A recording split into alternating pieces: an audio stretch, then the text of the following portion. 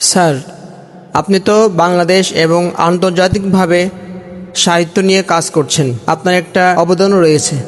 তো আপনার কাছে আমার একটি প্রশ্ন, 1913 সালের পরে রবীন্দ্রনাথ ঠাকুর নোবেল পুরস্কার পাওয়ার পর এতদিন হয়ে গেল, এখনও কেউ বাংলা সাহিত্যে নোবেল পুরস্কার কেন পায়নি?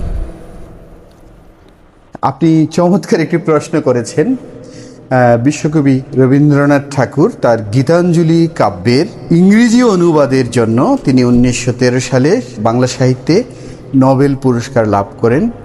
1913 থেকে 26 প্রায় 113 বছর, একটি দীর্ঘ সময় বাংলা সাহিত্যে এখনো কেউ নোবেল পুরস্কার পাননি। এটি একটি বড় ধরনের গ্যাপ তৈরি হয়েছে। নোবেল পুরস্কার পাওয়ার জন্য মূলত আসলে আন্তর্জাতিক সাহিত্যে কাজ করতে গিয়ে আমি দেখেছি নোবেল পুরস্কার পাওয়ার জন্য 4টি বিষয় খুব গুরুত্বপূর্ণ। একটি হচ্ছে ভাষা। নোবেল কমিটি যেই ভাষাকে গুরুত্ব দেন সেটি হচ্ছে বিশ্ব ভাষা। বিশ্ব ভাষা কি? বিশ্ব ভাষাটা হচ্ছে ইংরেজি।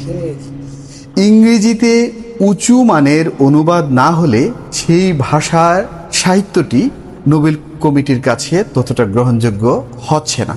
দ্বিতীয়ত হচ্ছে আপনার আন্তর্জাতিক পরিমণ্ডলে যে লেখককে নোবেল পুরস্কার দেওয়া হবে, যে কবি কিংবা সাহিত্যিককে, তার একটি প্রভাব থাকতে হবে।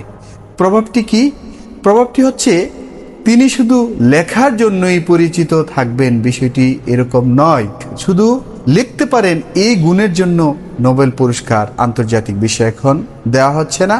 ওই লেখকের আন্তর্জাতিক পরিমণ্ডলে সকল লেখকদের সাথে একটি সুসম্পর্ক থাকতে হবে।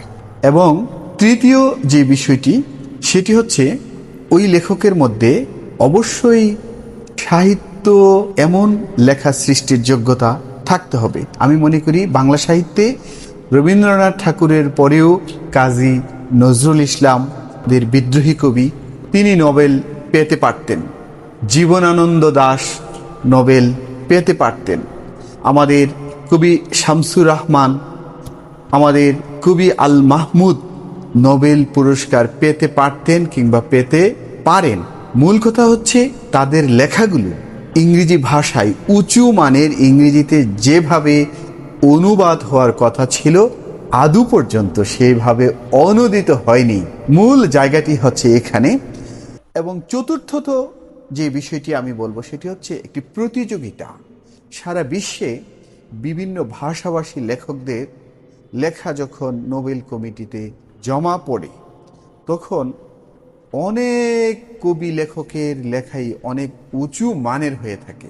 উঁচু মানের লেখাগুলো যখন বিচার বিশ্লেষণে আসে, এটি একটি লম্বা প্রতিযোগিতা হয়ে যায়। বলা যায় এটি একটি এক ধরনের যুদ্ধ। এই যুদ্ধে যিনি জয়ী হন তিনি নোবেল পুরস্কার পেয়ে থাকেন। আমি আশাবাদী বাংলা সাহিত্য নিয়ে, বাংলা ভাষায় যারা পারদর্শী এবং ইংরেজি ভাষায় যারা পারঙ্গম, বাংলা এবং ইংরেজি দুটোই জানেন, এমন ব্যক্তি যদি বাংলা সাহিত্যের যে ক্লাসিক লেখাগুলো রয়েছে এই লেখাগুলোকে ইংরেজিতে ক্লাসিক অনুবাদ করতে পারেন এবং ওই লেখাগুলো যদি আন্তর্জাতিক বিশ্বে ছড়িয়ে দেওয়া যায়, আন্তর্জাতিক বিশ্বে যদি বাংলা লেখার পাঠক তৈরি করা যায়, তবেই দ্রুত কিংবা অল্প সময়ের মধ্যে বাংলা ভাষায় আবারও নোবেল পুরস্কার ছিনিয়ে আনা সম্ভব। চমৎকার একটি প্রশ্ন করার জন্য আপনাকে অসংখ্য ধন্যবাদ। আপনার প্রশ্নের উত্তর পেয়ে আমরা খুশি। ধন্যবাদ স্যার আপনাকে।